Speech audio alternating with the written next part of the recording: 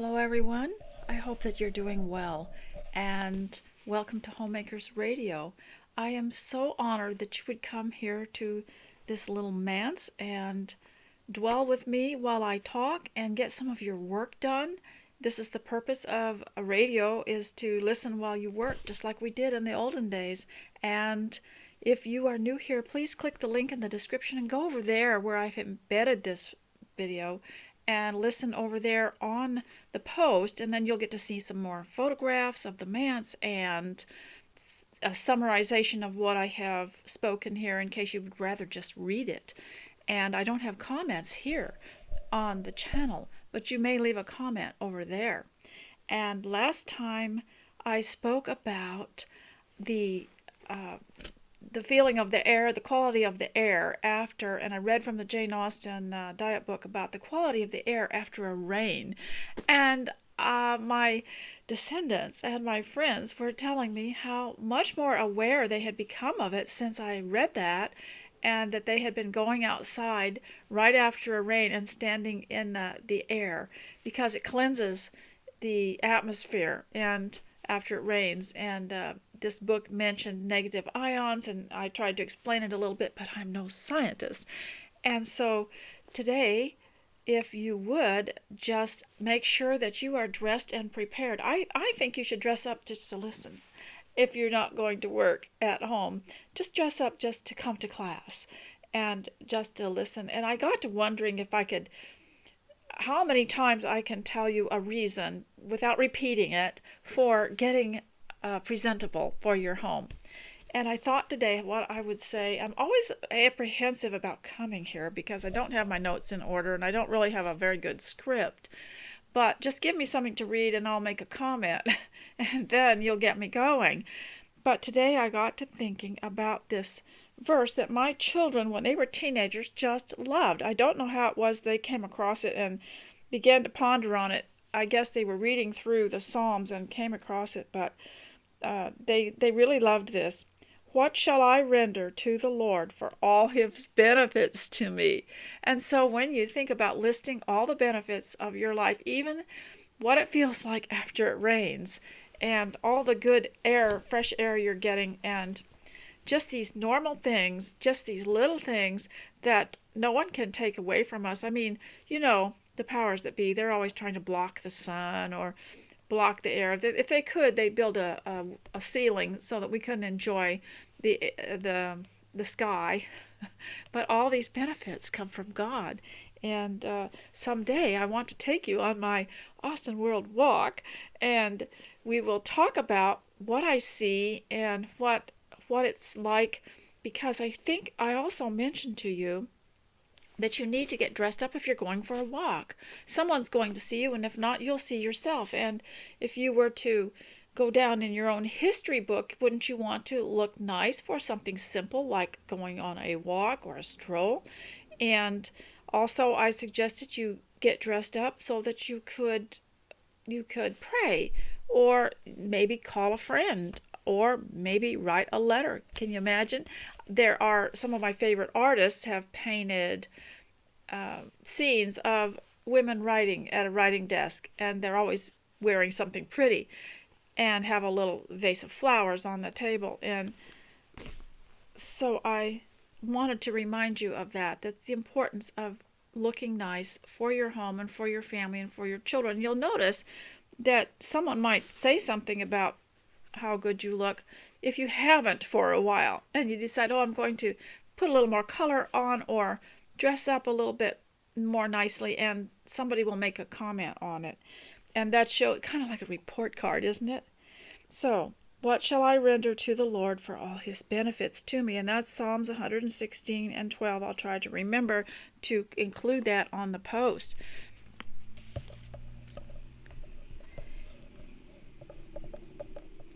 Now, when I talked to you before about the homemaking and how important it is to air the house out, a couple of people left some very nice comments, so I want to read them. And because I had spoken at length about it, and of course, I want to find it first. That would be handy, wouldn't it? Okay, so Janet. Now I can drop names here because I know Janet and I have been to her well-appointed Victorian farmhouse. But even if she didn't have the loveliest farmhouse I've ever seen with all her Victorian antiques, I would think she was pretty terrific because even if she lived in a tent, she is an accomplished person. She is into gardening. She can plant food. She would save my life, and she's not helpless at all. She could figure out how to act if you needed any kind of survival hints. She could do it. But and she also sews and she makes beautiful Victorian costumes. She's made all kinds of other things, and she's just really good at storing food, growing it, and storing it. So here's what she wrote, Janet. Hi, Janet. I remember my grandmother telling me that when her babies were tiny, they were always bundled up and set out on the front porch in their prams to get fresh air for their health. I often turn off the heat and open the windows to get fresh air in winter because the stale air dulls thinking. Before I vacuum and dust the house, I open windows to let out the dusty air and allow fresh air in. Before and after a rainstorm, I feel energized, so I open the windows to get those ions flowing. The only time I keep them closed is when the pollen flies through the air. Well, this got me thinking that the reason that people probably accepted masks so quickly, and I wonder if the Austen world would have, or if Jane Austen would have accepted, her people would have accepted it in that era because they were great believers in fresh air, in fresh flowing air. And they really felt like they were being punished if they had to stay indoors. And she said here, Janet said here, winter, because stale air in the house, when it's all closed up, dulls the thinking. And they believed that too. And people before us believed it's something not taught. But we have several generations of people that are used to being cooped up in a house with no air coming in at all, and the heat on, and they get used to that feeling. Well, then it would be very easy to put them in masks, wouldn't it? Because they're already breathing stifling air, and they don't really know what it feels like to have free air. So it'd be very easy to persuade them that it's okay. But I want to remind you all that God created the human body to breathe in oxygen and breathe out carbon dioxide. And if you mask yourself, you are breathing back in a waste product that's very bad for you. And especially if you're elderly, you can't do that and feel good. So it's going to shorten your breath. It's going to shorten your life. It's going to give you other problems, even anxiety. And so I would just warn you to not do that. I never wore one, and I never will, I suppose. But what's really puzzling is that no one arrested me. And I was really looking forward to having some time in jail to write a book. That's the only time I would have been able to sit still. So then someone else answered and said, and I'd really like to know, Gigi. Now, Gigi, I don't think I have your blog on my sidebar. If you could please post that to me on a comment. She said, I love fresh air. Every day we go outside in our frosty yard. And she talked about the winter sun, the glorious sun rays from the winter sun, and someone else. And I'd like to really get her on my sidebar because I think everyone would love her blog. And she said, yes, Janet, I wrote about the fresh air, the fresh outdoor air on my blog, Babies Outside for Fresh Air. And so I'd really like to have that blog on my sidebar so everybody can enjoy it. I noticed there were so many that were similar, weren't quite the one I was looking for. So now that I have done that, now I usually go straight in after you're dressed and you're ready and you're all fixed up and you've had your hot drink for the morning. Those of you who don't like tea, you don't have to drink tea. You can drink a tisane or sometimes I'll just put a few dried berries in a cup of hot water and drink a cup of that. And you can make a juice, you can make anything hot and drink it. And a lot of times when I discuss tea, I'm not talking about just the black tea. But today I want to share my teacup with you. And it's a violet. And I love these old cups that have the print on it. And I've been outside picking violets, and I'm just thrilled. They've taken over the lawn. We no longer have green grass anymore. It's just been taken over by all kinds of beautiful flowers. And this is what they look like. I had a whole bunch of them. And when I smelled them, oh my goodness, the memories just flooded over me. I can't exactly identify every one of them, but one of the things that I recalled was a sermon that my children like to read from a book called Peter Marshall, and he was the minister to the American Congress from 1946 to 1948, and he was from Scotland, and he had immigrated to the U.S., and he married the woman Catherine that wrote the book Christie. Well, anyway, he had written a sermon that had the phrase, "the haunting fragrance of violets." And the sermon was about how people that doubt God want us Christians, we Christians, to explain everything, how he happens to exist and how the world came into being. And he said that's about as easy as trying to explain the haunting fragrance of violets. But anyway, it does have a very interesting smell. And growing up on the homestead in Alaska, my mother would have just boiled these in on a little pan on top of the stove, and then she would have strained the water out into a jar, and we would have had pretend cologne and pretend perfume. And she did it with rose petals, she did it with anything, and we were just so thrilled. I never had a problem with covetousness or envy, because she always reminded us that though someone might have had a nice house in town and a nice car and privileges and nice clothes and stuff, we had the berries and the fresh air and the wild roses, and we had the sparkling lake, the lake of sparkling waters, and we had a mother who read to us, and we had stories that my mother made up too. And so now that you're all dressed up and you've had a little bit of a lecture on the home and why we should dress up for the home, it's partly a courtesy, because it's like that scripture I read to you, "What shall I render to the Lord for all his benefits towards me?" It's a courtesy. If that, we aren't as great as God, and we can't possibly render anything equal to the benefits he has given us, but we can dress up. So even if it's some little thing, do it as well as you can. That is something you can do. So I want to start out by reading the Homemaker's Daily Routine from Mrs. Dunwoody's excellent instructions for homemaking. Now, this is written it is written as a book about someone's grandmother, and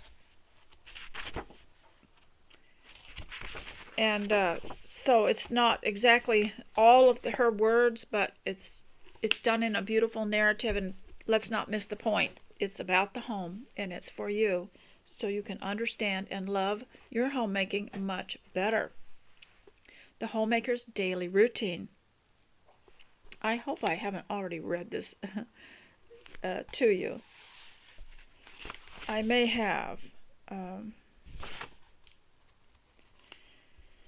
Here it is. Homemaking is a fine art. It grasps with... Now, I hope you'll find something to do now while you're listening, because there isn't anything to look at here. I'm not going to demonstrate how to make hot chocolate or how to sew anything. I'm not that clever with videos.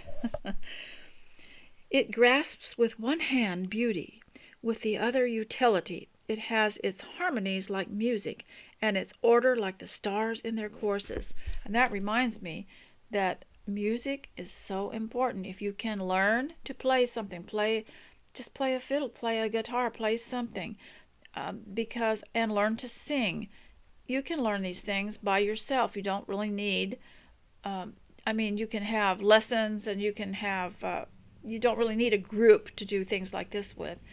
Because one of my grandchildren told me that he had studied some ancient history and discovered that the prisoners of war who survived the best were ones that loved music, had humor, and also prayed and had good health. So you want to hang on to those things: music and humor, prayer, singing, and good health.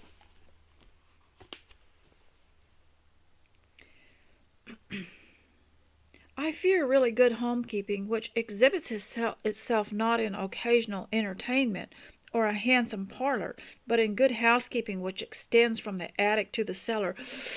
Oh, how many of you have such a burden on your back for a certain section of your house that you just can't seem to get to? Well, I have one of those. In fact, when I did one of my Thrive classes for my grandchildren, I asked them what they would like for me to pray about for them, and I told them I wanted them to pray that God would help me get a certain job done, and I'm almost there. Because it's really bothering me. But, I have lived on the edge and with a lot of responsibility and burden so long that one time I got something accomplished and cleaned up, and I walked past it, and those boxes weren't there anymore, and everything was unloaded and put where it belonged, and everything disposed of, and I almost felt lost. I almost felt empty, like, where's the monkey that's on my back? It's gone. I missed it. Sometimes we get used to living in such a dreary way that when it is lifted, we suffer from unbearable happiness. As dear mother would say, organization has more benefits than mere efficiency. I heartily agree. Knowing your life and home are in order reduces strife and anxiety. You see, this is true. You'll sleep better. You won't have a agonizing pain or twinge in your muscles or your back and when you're walking around not knowing what to do, start sorting something. Start putting something in order, and you'll find, just do it as a matter of routine, not because you think you can get it done, but let's say your mind is swirling, or you've just got so much clutter in your mind because of so much to do. Take something and sort it just for the sake of sorting it as a medicine for yourself. And do it, say, I'm going to take my medicine first. I'm going to clean out this box first. And then my mind will be settled, and I will be able to breathe more easily and get supper ready and get the laundry done. Knowing your life and home are in order reduces strife and anxiety. See, if we only knew that was part of the source of strife and anxiety, is a lot of women have said that they noticed there would be the most quarreling amongst their family members on days when they hadn't gotten up early enough to fix a nice breakfast, or that there were no clean dishes, or that everything was in chaos for one reason or another, that the children were not as settled, and increases confidence. In short, establishing your own routine for tackling domestic chaos makes the task less burdensome, and everyone feels the effects of that. My goal is to get everything at least in an order where I could go to Fly Lady, which is something that I've always liked, and follow that routine that she has over there, and look on her site, print out some of her pages, and kind of go with that, because it's pretty efficient.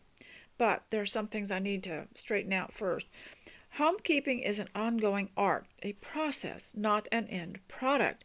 My home will never be finished, because after I get this all completed, then the ages of my children will change, and then we will change our furniture a little bit, or the needs of everyone will change. So we will change things around a little bit. There will always be something that will change. For example, When Mr. S began to work more in his home office, I realized he didn't want to get up and come clear into the kitchen where I was working for fixing some of his things that he liked and his hot drinks. And so I created a little buffet area with a coffee and tea station near his office with his own kettle and his own resources so that he didn't have to come in and fish around for everything. And so things change. Now, I might not have had that there when the children were little. And then also for example, there are things that I have that my children, I discovered just by listening to their remarks when they were growing up, how much stability it gives them. The ironing board and the sewing machine. They knew that was their mother was going to be occupied with that, and that stabilized them. They knew that I was going to have my sewing machine out, my ironing board. They liked the coffee maker. They liked the sound of it. They liked other things that we had in our home that were always depended on. And whenever we had to move, I would arrange the house exactly the same as I had before, if I possibly could, so to give them some stability. But life does change, and you will find that your organization is important. Homekeeping is an ongoing art, a process, not an end product. It will never be all done. My house is never done. Bathrooms, clothes, and dishes, once clean, have a way of getting dirty again. But home is meant to be lived in the fullest, most potentially fulfilling way for everyone in it. That means that every room does not need to be picture perfect and waiting for a perfect display, but rather each room has a sense of order and calmness to it. The home looks like someone lives there without appearing messy or cluttered. There is an order and a method which is followed faithfully. There is a place for everything and everything in its place. There is the domestic calendar for cleaning and chores, and that is the first lesson in the art of homekeeping. Now, I will say everyone will have one of those storage rooms or a garage where company is not welcome.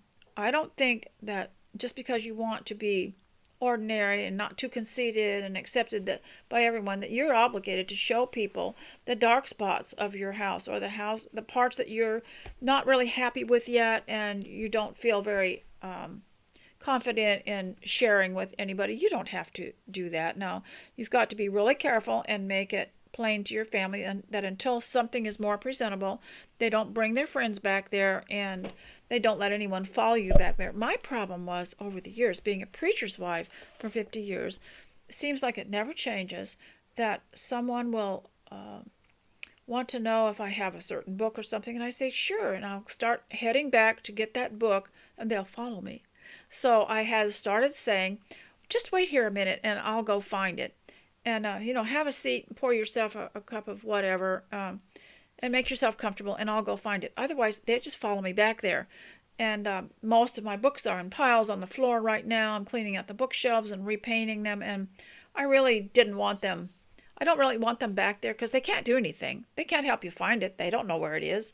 And it's the same with your electric box. What's that called? Your circuit box? The one where the little switches that have the labels on them, kitchen, bathroom, and everything, when you have to turn one on or one off, if someone's trying to fix it, people don't need to follow you back there and help you because they don't know anything about it. You don't really need to show people some of the places in your house that you don't feel confident, that wouldn't give you confidence to show them. So, and we always thought when we were growing up that it was a reflection on our character. If someone walked past a messy bedroom, it just meant we hadn't been diligent, and that was frowned on. Lack of character, lack of diligence, lack of neatness and cleanness was actually looked down on, and we did not want to portray that to anyone. But now, of course, everybody just lets everything hang loose, and just, there's no privacy, and people say, well, we don't keep secrets from people. It's not about secrets. It's about privacy, and God intended for us to have some privacy in our homes. And just because we ladies at church teach hospitality doesn't mean that our homes are open for everyone to know our private business, to go through all of our things, to go through rooms they shouldn't be in. So the homemaker's daily routine. Now, I want to read just a little bit of more of Mrs. Dunwoody's, then I'm going to switch over to something else here that you might enjoy. It is my belief that a meaningful day has its roots firmly established in routine. You know, I told you last time that when you have your support structure pulled out from under you, let's say you have church, you have friends, you have maybe a school, you have your shopping centers that you like, and let's say all that's closed down and shut down, and your friends leave you and everything, and you don't have an emotional support structure or a physical support structure, and you lose your steam because there's no one to dress up for, and there's no one to boost up your purpose in life. And so this is where your routine comes in, because if you don't have your routine of getting up and making yourself presentable, then you're just going to fall into depression. And every time someone in the Bible was depressed and thought they were all alone and didn't have any support from people, God would tell them to get up and go and do something. And that's from Moses and Elijah and Jonah. He always told them to go and do something. And even Saul, before his name was changed to Paul, was fasting and apparently in a deep depression after the blinding light on the road to Damascus. And he said, "Lord, what wilt thou have me to do?" And so he told him, "Go into the city to a certain man, and it will be told what thou must do." So this is why these daily routines are so nice, because you're going to say, okay, I'm not going to do anything with the homemaking till I've walked through the house and I've loosened up my body and I've warmed it up and I've done a little walk, or I've had my hot drink, or I've had my prayer. Dress up for it too. And you can walk through the house in your pajamas and everything, but there's something nice. It's like the rain when it stops, and afterwards there's these nice negative ions that are supposed to be so healthy for you, and the world is fresh and new.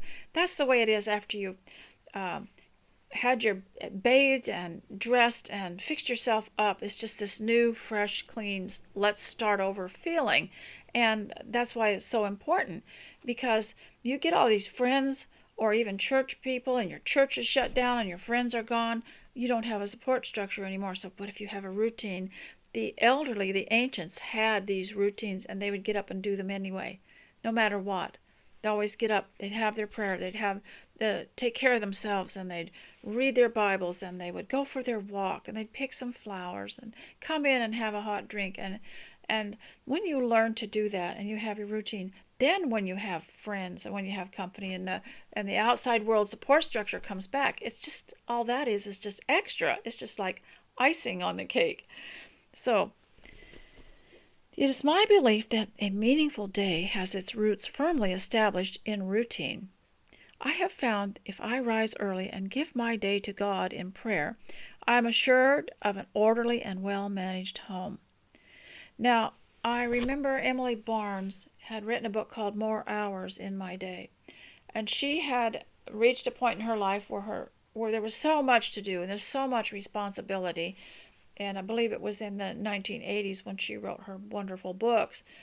And she wanted to find a key that would work for her to get more organized, so she wouldn't miss special days, and she would not be unprepared for things, and she wouldn't have to hurry up and have stress cleaning or stress getting ready for something because she was always behind. So she told God, she prayed to God that she said, "I will, if you'll help me, Lord," she said, "and help me to get organized, I will give the first part of the day, first hour of the day to you."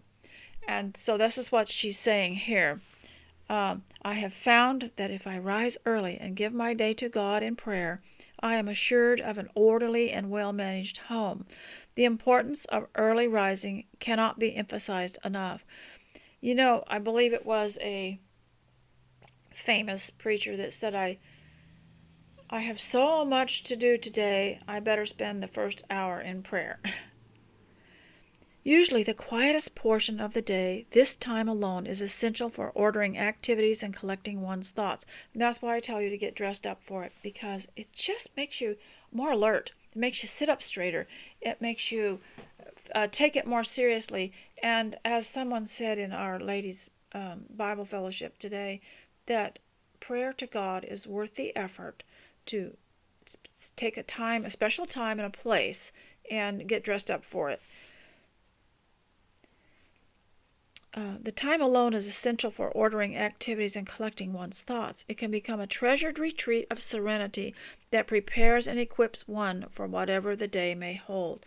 Now, at first, you might want to spend that time with your children and praying with them for the beginning of the day, asking God to help everyone succeed, and to help your children know how to order their day.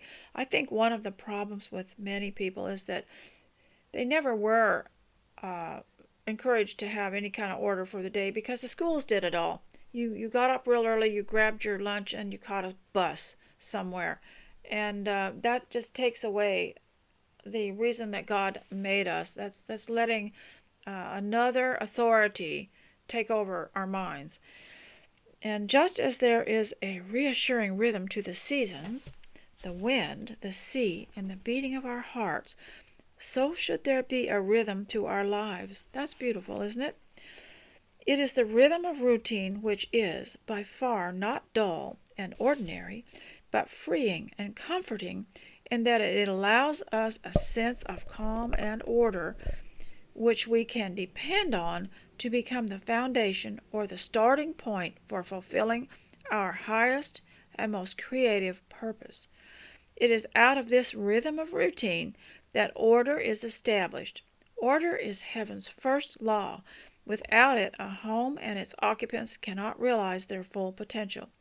When we make our conscious decisions about the order in which we shall tend to our duties and live our lives, everyone in the home thrives. Children especially find comfort in repetition, routines, and in order. But it does not come naturally, for it must first be imposed on them. Now, this is really important because some of you are young and you might have some stresses you never expected. Very unusual things that you went into your marriage and homemaking and having children with all good faith, and then somebody might threaten it. It might be threatened in some way, and that's why you've got to have routines.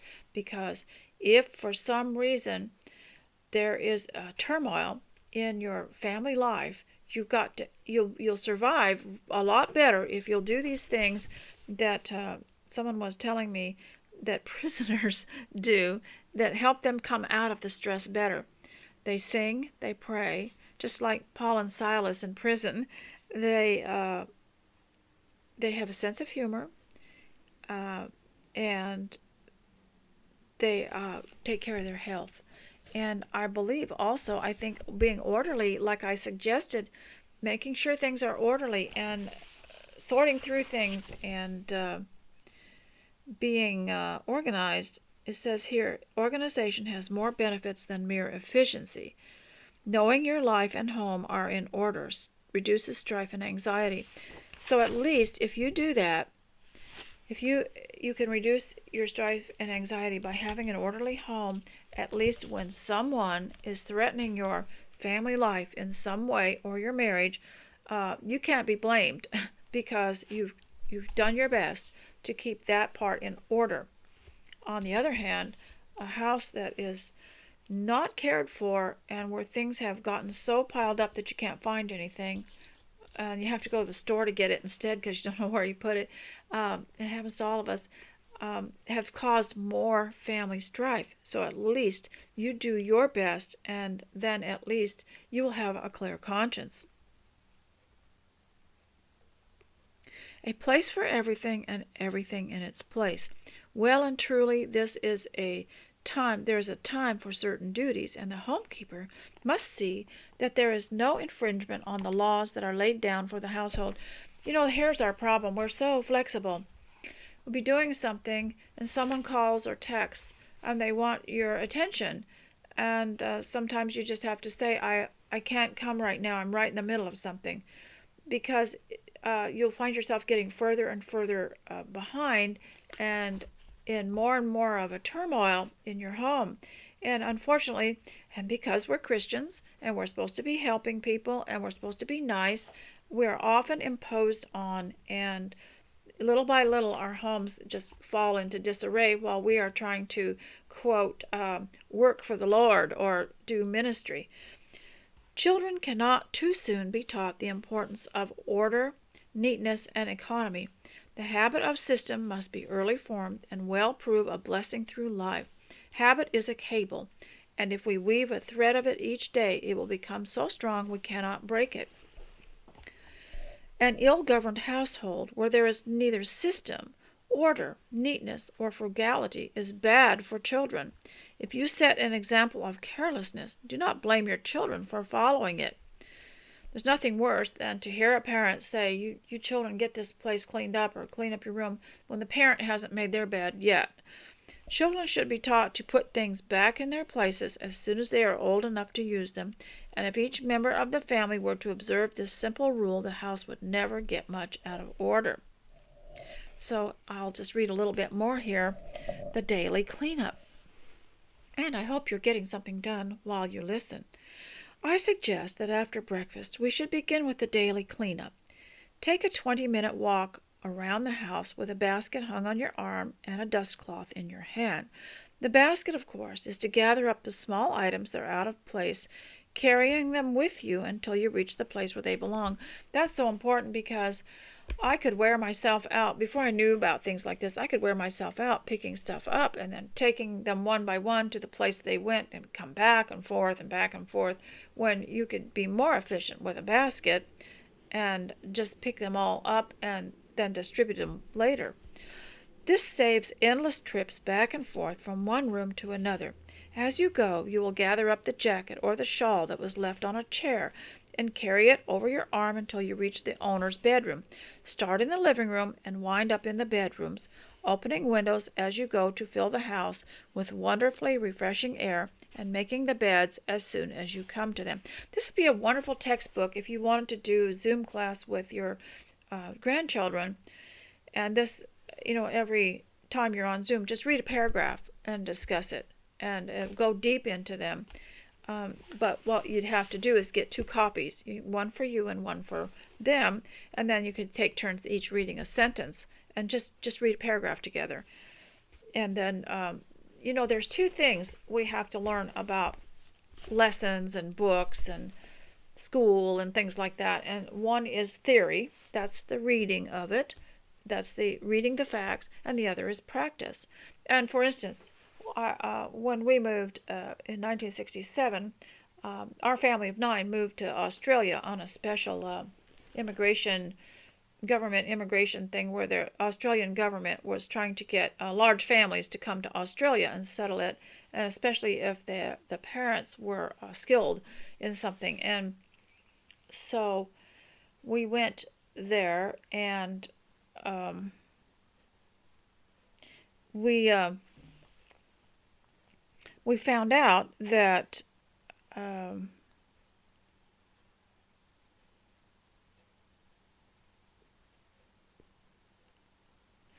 I'm sorry, I got caught up in reading here. We found out that we had to keep our family together, and our father would always encourage us because we were alone. And so our household routine became very, very important to us. My mother cooked the same way she always did. She always kept, the type of things that we liked, and the order in the house was part of our routine, so that no matter where we lived, we still had this stability. We still had this anchor of the home. And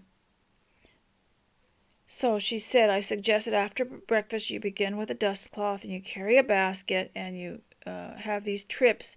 You don't have endless trips back and forth, and start in the living room, wind up in the bedrooms, opening windows as you go, to fill the house with wonderfully refreshing air and making the beds as you come to them.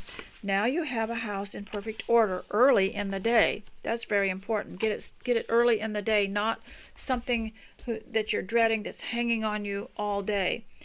And you can move on to the major task for the day: laundering, marketing, a thorough cleaning of a specific room, or whatever the day demands. When you have finished your primary duties of the day, it is so pleasant to know that the house is already in perfect order and you need only attend to your own needs and those of your family. Yeah, it's really hard when you have meal making and regular things that you have to do, cleaning up the kitchen and laundry. To get those are constantly there every day. They have to be done over and over again, and putting away things, and then still trying to work on a bigger project. That's quite a challenge. So I want to also read to you from Linda Lichter's Simple Social Graces, because I also think this is a wonderful book. And it's about the workings of the Victorian home. And she says, Maintaining a home was now the Victorians would have been during the life of Queen Victoria, I believe, and it ended around 1906 or 1907. Was pretty much throughout. She was a reigning queen for 75 years. The maintaining the home was no one-sided affair. Every family member was expected to contribute to creating this prized oasis, and every contribution was respected. Sharing the load fostered reciprocal obligations, reinforcing family ties and reverence for the home that only such joint efforts could enrich and sustain. I remember my boys telling me how proud they were that they had contributed something to the family home by learning to mow the lawn or learning how to fix something or to sweep. They just felt so proud that they could do that. It is difficult to overestimate how much the 19th century valued the skills and hearts of the women who provided the precious refuge of home. The 50s brought us the famed television show Queen for a Day, but Victorian women were queens of the home every day, managing and overseeing the large and small details. Domestic manuals of the period assumed the mistress of the house could master a staggering range of tasks and topics that would now daunt any would-be supermom. These included the basics, which are not so basic anymore, such as cooking, cleaning, showing all the guests the perfection of hospitable entertainment, and tending to her children's bodies, minds, and souls. So I will read more about that later because I want to be sure that I do some homeschooling for you today with some of these other things. Now, one of the things that my children did for me, my descendants did, is I decided when we got on our next Thrive class on Zoom that I'd like to ask them to teach me something that they knew. So one of them wanted to teach me how to draw a house. I've never really been taught how to draw houses. I'd really like to learn how to paint and draw and paint houses. But so he would draw a line and then show me the paper, and then I would draw a line and show the paper back until I got almost the type of house that he was trying to show me. So I would put my paper down and draw a line after he showed me, and he's 4, and he was so excited because he had taught me how to draw a house. And then another one of the children is working on using a pen similar to the fountain pen, where your upstrokes on your cursive handwriting are thin, but your downstrokes are heavy. And she had a special pen that would do that. I didn't. But she taught me how to write. We did it letter by letter, and she taught me how to write hello. And so she encouraged me to get the kind of pen that I would need to do that, so that we're interacting together. And now that I always like to play the guilt game, and I say, after all I've done for you, you have to show me something. You have to teach me something. I get that guilt thing out of the way first, We're supposed to do that, aren't we, now that we're elderly? Aren't we supposed to say things like that?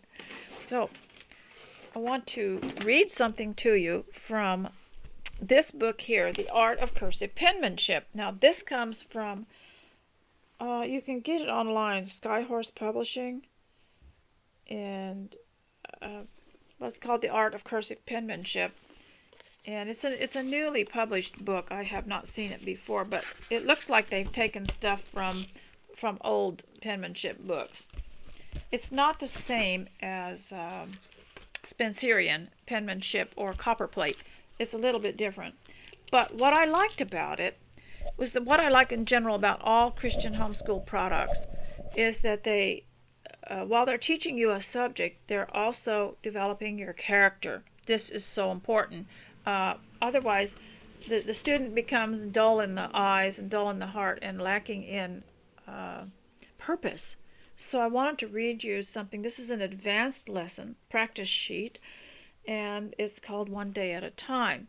And you can tell that it came from Ralph Waldo Emerson. And what they did was they made it into a handwriting lesson, and they've got the lines going so that you can keep your handwriting slanted the right way. And so I want to read it to you, one day at a time. Now, you might not totally agree with it, but you can adapt it and discuss it and handwrite it. And of course, it has beautiful capital letters. And I've always said if you wanted to appear to be a great handwriter, is so artistic, is just practice your capital letters and make them big and flourishy, and don't worry about the rest of it. And everyone will say, oh, you have such great handwriting. So they have an F and a U and an S and a T and an I and an R and a W and an E. So, and an O and a D and a... So those are what really make the handwriting beautiful, is the big flourishes. Finish every day and be done with it. I will try to put this all on the page for you on the post. You have done what you could. Some blunders and absurdities no doubt crept in. Forget them as soon as you can. Tomorrow is a new day. Begin it well and serenely, and with too high a spirit to be cumbered with your old nonsense. You shouldn't be defeated, because you got to get up and say, yesterday I didn't complete or do or accomplish what I wanted, but I'm going to try again today.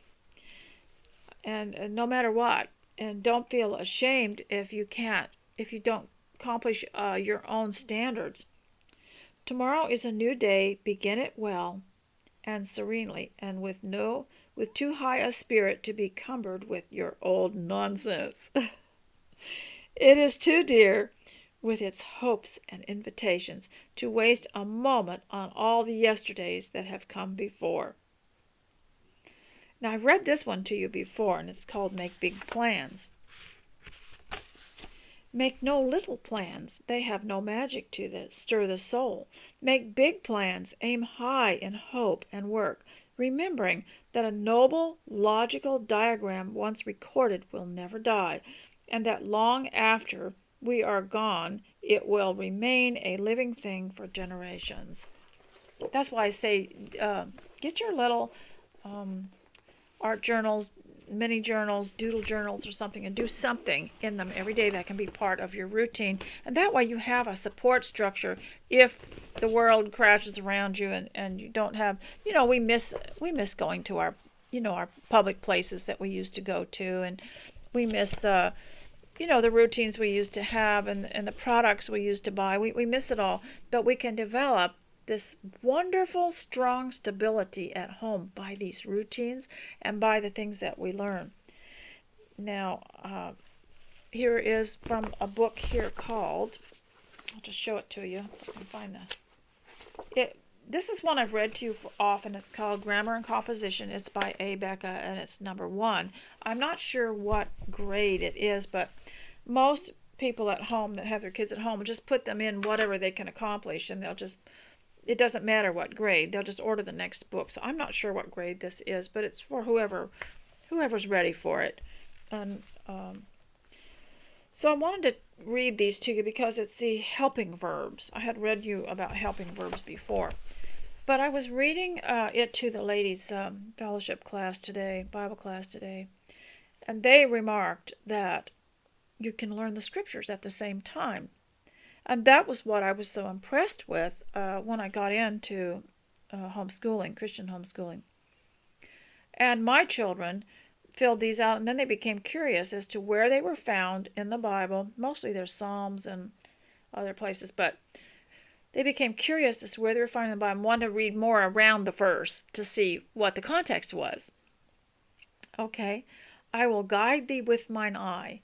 Now, the verb phrase, or the verb phrase is will guide. But see what it's doing.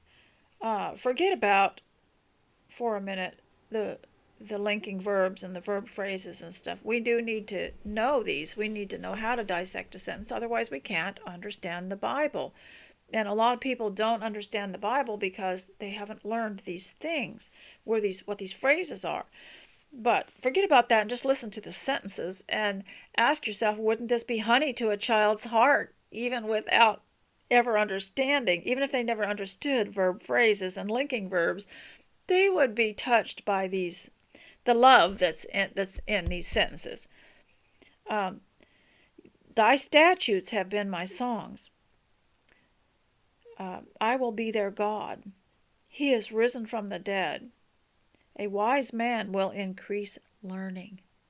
Think of what kind of conversations you could have with this thing, with this type of education. Now, I want to read a little bit more about the Jane Austen diet because I had talked about the fresh air and standing by the open window. And I have read this to you before, and it's from one of her novels. I'm very fond of standing at an open window, and this was the Jane Austen. But before that, we talked about the ionization and the raindrops and the negative ions that were so good for you. And I read last time, in the afternoon it cleared and Emma resolved to be out of doors as soon as possible. But then again, even Emma can't be running around all day chasing ionized raindrops. The woman has better things to do, like paint Harriet's picture, frame Harriet's picture, and the list goes on and on.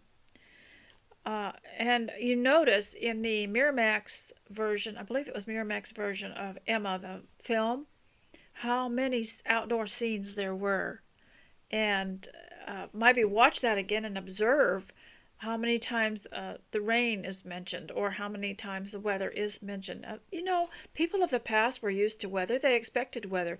We have a news media that has a weather section that just keeps everyone so upset and keeps everyone in fear, especially young people are in fear. But I don't see it so much in her novels. Of course, they talked about it, but when you have a media that is just constantly putting out just this drama of it, it can be very upsetting. So, simply opening a window nearby can do wonders in improving the indoor air quality. It's truly the healthiest air freshener at our disposal, according to researchers of the University of Leeds. Now, I had read this to you before, and she talked about the free air outside. And she said, I hope you have had a pleasant airing.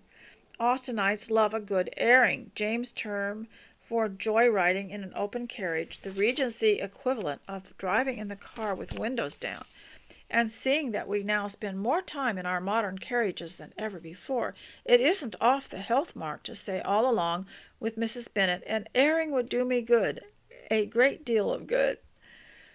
So I hope that has been very, very helpful. I've been trying to spend just an almost equal amount of time outside and open a window without making other people uncomfortable. Maybe close a room and sit in it with the window open so that it doesn't bother anyone else. But perhaps we can improve our health that way. Now, I have to tell you that while I'm homeschooling you today, and those of you in your 50s, 60s, and 70s, you probably missed out on being homeschooled, so I'm just going to give you that privilege. And one of the things that I talked about last time is Proverbs and how we can learn so much from them, from Proverbs. And I ran across this this reference about happiness, and it says, "Ponder the path of your feet, and let all your ways be established." So that is what we're trying to do here as homemakers, just establish our patterns, establish our routines, establish, and even at my age, I find it hard to establish them because for so long the world had us on a roller coaster ride where you have to get up and go and get something for the home and it had to be on a certain day, and then you had to pay a certain bill, and you're just your mind's in a whirl all the time, and you never establish your own routines. But when they shut it all down, we got the opportunity to figure out how to live without them. And one of the things that this referred to was Matthew 7:13-14, where Jesus urged us to enter the narrow gate and walk in the straight, notice the spelling, S-T-R-A-I-T, not straight, S-T-R-A-I-G-H-T way. Matthew 7:13-14. So I was curious, and this is how you should be. If you're being homeschooled, you need to be curious. So what is the difference between straight, S-T-R-A-I-G-H-T, and straight, S-T-R-A-I-T, which is what Matthew says. And so the words, you know how we have words that are similes and homonyms and synonyms, and some that sound alike but are spelled differently, and some that are spelled the same but have different meanings, and some that it's just so many words that are so similar. So these are called, the words straight and straight are homophones. They sound alike but have different meanings. As an adjective, straight, S-T-R-A-I-G-H-T, has several meanings, including being level, being upright, not bent, extending in the same direction, accurate, and honest. I hope you're being straight with me. As an adverb, straight, S-T-R-A-I-G-H-T, means directly or in a straight line. The noun straight, S-T-R-A-I-T, which is what Matthew, what did I say it was? Matthew's, well, I'll write it down for you in the text, was referring to S-T-R-A-I-T, enter the straight gate, the way called straight, S-T-R-A-I-T, usually refers to a narrow waterway. The plural form straits means difficulty or distress. I'm in dire straits, S-T-R-A-I-T-S. Now you can go and get this information by typing in on the web, what is the difference between straight, S-T-R-A-I-G-H-T, and straight, S-T-R-A-I-T, and it'll give you a lot of stuff from the Bible. The confusion between straight and straight is about 5 centuries old. Straight, S-T-R-A-I-T, is from the Latin stringere, to bind, and straight, S-T-R-A-I-G-H-T, is from the Middle English strecken, to stretch. How to use straight, S-T-R-A-I-G-H-T. In the most often used sense, straight means extending in the same direction without curving. You go straight down the road here and you don't turn. When used as an adjective, it means directly, and when used as an adverb, I'll be there straight away, directly. When used as an adverb, a sentence with straight, S-T-R-A-I-G-H-T, as an adjective is, the line he drew was perfectly straight, or he drew a straight line. When used as an adverb, a part of speech that modifies a verb, an adjective or another adverb, a sentence using straight might read, he ran straight to his room. In this example, straight modifies the verb ran. And now how to use straight, S-T-R-A-I-T, in which Matthew had said, enter by the straight, the way called straight, or the straight gate. There's a lot of songs, Christian songs with that word, the way called straight. Examples. The most common use of the word straight, S-T-R-A-I-G-H-T, is describing something that is not crooked or is opposite, as in Ben's nose wasn't quite straight, and there was also something a little lopsided about his mouth. Other examples using the term meaning directly, as in, after the test he went straight home. Don't turn left or right, just drive straight down the road till you get to the coffee shop. Straight, on the other hand, by contrast, S-T-R-A-I-T, is most often used to describe a channel connecting two bodies of water. For this you might say, we crossed the strait at an early hour to catch the express train to our destination. Can you think of any? It's like a canal, a strait. I'm trying to think. There's one in Europe and there's one in the Middle East. I can't even think of the names of them right now. I'm geography impaired right now. Strait can also refer to being in a dire predicament, such as I could never ask a relative for money unless I were in hopeless straits. How to remember the difference? Remember that strait means narrow, confined, or constrained, S-T-R-A-I-T. And the word straight, S-T-R-A-I-T, has fewer letters than straight, S-T-R-A-I-G-H-T, so it is more confined. So straight, the small word means the small amount of space. Okay. Straight, S-T-R-A-I-G-H-T, by contrast, has a wider meaning. That is, it can mean many more things than the word straight, S-T-R-A-I-T. So straight needs more letters than straight to contain all the meanings. There are several idiomatic uses for straight and straight to keep in mind. Keeping a straight face, S-T-R-A-I-G-H-T. The expression to keep a straight face means to maintain a blank or serious expression, trying not to laugh, as in, he tried to keep a straight face, but he couldn't help laughing. Straight talk. The expression straight talk refers to a speech that is plain, direct, and honest. For example, you might say, be straight with me. Setting the record straight.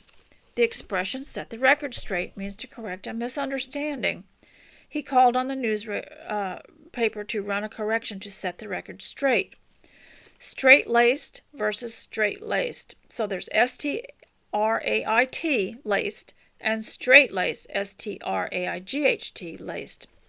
Now straight-laced, S-T-R-I-G-H-T, laced, is a variant of straight-laced, S-T-R-A-I-T, which can be used to describe someone who is strict or severe in behavior or moral views, to express the notion of confinement.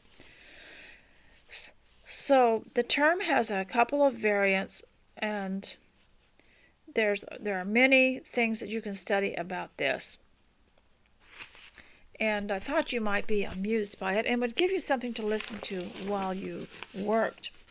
Now, if you're going to a Jane Austen tea party that someone has gone to a lot of trouble, I just wanted to read a little bit about that before I say good afternoon and go about my work too.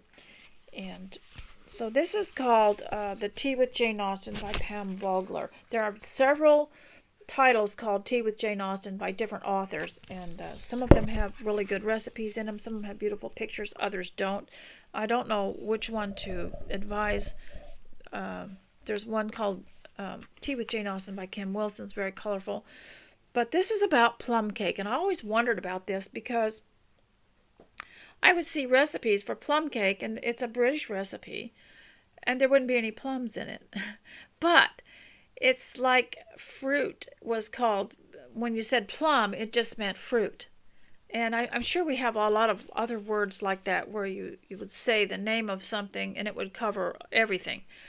Plum means dried fruit, and rich plum cakes were made for Twelfth Night revels and weddings. Mr. Woodhouse tries to persuade Mr. Perry, the apothecary, they are indigestible. There was a strange rumor in Highbury of all the little Perrys being seen with a slice of Mrs. Weston's wedding cake in their hands, but Mr. Woodhouse would never believe it. So this reminds me why there are no plums in it. And I wondered how you would cook plums in it anyway, unless they were dried. So there's a recipe for plum cake. And I'm really wanting to try it. So, and now here is from an old Teatime magazine. I mean, this goes back to 2006. I'm going through things to see if I want to pass them on or keep them. And of course, I can't just, take a bunch of stuff and put it in a box and give it away. I have to go through it. There might be something I need. And this is called Victorian Dining Etiquette. Now, Victorian dining etiquette. Now remember, it was the Victorians that promoted Jane Austen. They identified with her the most in so many respects, and so her books were widely published during that era. Victorian dining etiquette. Now this is for moderns. It's for your children in mind. Never make a noise while eating. Do not talk loudly or boisterously. Never indicate that you find anything unpleasant in the food. Yeah, our parents used to say, just be quiet, set it aside, you don't have to eat it, but don't make a big deal out of it. Don't announce that you don't like it. Don't say, this is disgusting. Do not break your bread into the soup, nor mix with the gravy. If you wish to be served with more tea or coffee, place your spoon in the saucer. That's interesting. Mostly the type of hospitality and dinners and entertaining and even home meals that we have is people just, if they need something, they just get up and get it themselves. If a dish is presented to you, serve yourself first and then pass it on. This is very important because people that want to be polite, and I've seen this in church gatherings and stuff, somebody will offer you the dish and you'll want to be polite, so you start offering it to the one next to you and the one over here, and then they don't want to be the first to take it, so they'll take it and pass it around, and pretty soon it's just being passed around. I've seen that in even family dinners that I've attended where the dish just went round and round. No one would take anything. So if the dish is presented to you, serve yourself first and then pass it on. That's okay. Eat fruits with knives and forks. Break your bread and do not cut it. Interesting. I think I'll keep this one a little bit longer. Now, see if I've got anything else, and let me look at my notes and see.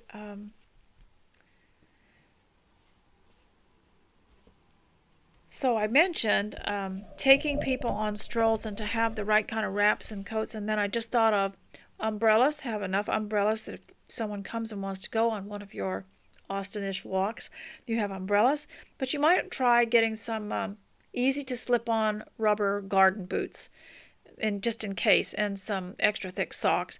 And also consider what you might talk about if you're on a stroll, because those strolls, those walks are not going to benefit you at all if you're talking about the world and stressful things. But if you're talking about the beauty of the earth, now that's something completely different. And to make sure that it's pleasant, and I purposed that when I went on a walk that I would turn it into something historical by taking note of everything that I saw. And if you'll notice, in some of the Jane Austen novels, they're not great. It's not great what you would call deeply intelligent writing that was done by a scholar or someone, a professor in a college, but simple little descriptions of things about even the size of the threshold that they had to cross once they went outside, and just different little things, and to notice these little things and to appreciate them. And also, I watched a video recently about how you can get vitamins straight from the sun. So I went out, I made sure that while it was shining that I was walking around in it. And I hope you'll do the same too, ladies. And thank you for the encouragement that you give me to come back here and to talk to you. And thank you for all you do for me, and thank you for your prayers. Make sure you start your day with your prayer. And then there was goodness, I wish I had this book with me, but next time I'll tell you. There was a song we sang today from our hymn book that was a great song that you should sing in the evening. If I can find it, I'll put it on here. I'll embed it on here so you can listen to it. You sing it, girls. You sing this before you go to bed, or play it and listen to it. Try to learn to sing things like this before you go to bed, because it's part of establishing yourself and establishing the stability that you need, especially those of you who are prone to anxiety. So, ladies, I will see you next time. Stay close to Christ. Talk to you later. Bye.